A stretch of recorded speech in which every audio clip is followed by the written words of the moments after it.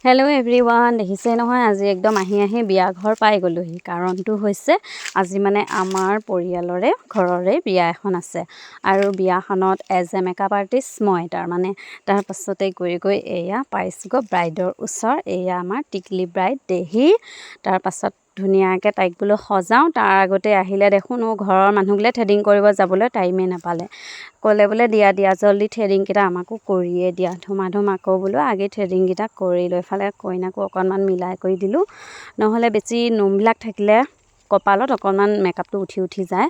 তাৰপাছত এয়া কৰি কমপ্লিট হৈ মেকআপত লাগি গ'লোঁ। এয়া আধা আধি আই মেকআপ কৰি তাৰপাছত কমপ্লিট হ'ল। ফাৰ্ষ্টে এইযোৰ কাপোৰ পিন্ধালোঁ, ফাৰ্ষ্টৰ লুকটো অকণ দেখাই দিলোঁ। তাৰপাছত ছেকেণ্ড এয়া হেভিকৈ কাপোৰযোৰ অকণমান পিন্ধাই পেলাই ধুনীয়াকৈ বোলো ভিডিঅ' এটা কৰি দিয়া। তাই আকৌ বৰ লাজ কৰে আৰু মানুহজনী মানে সৰু হৈ আছে যে, বুজালেও মানে কিছুমান কথা বুজি নাপায়। মই আকৌ ফটো এটা কৰি দিছোঁ তাই হাঁহক বুলি, তেতিয়া তাই ধুনীয়াকৈ হাঁহি এটা মাৰি দিছে।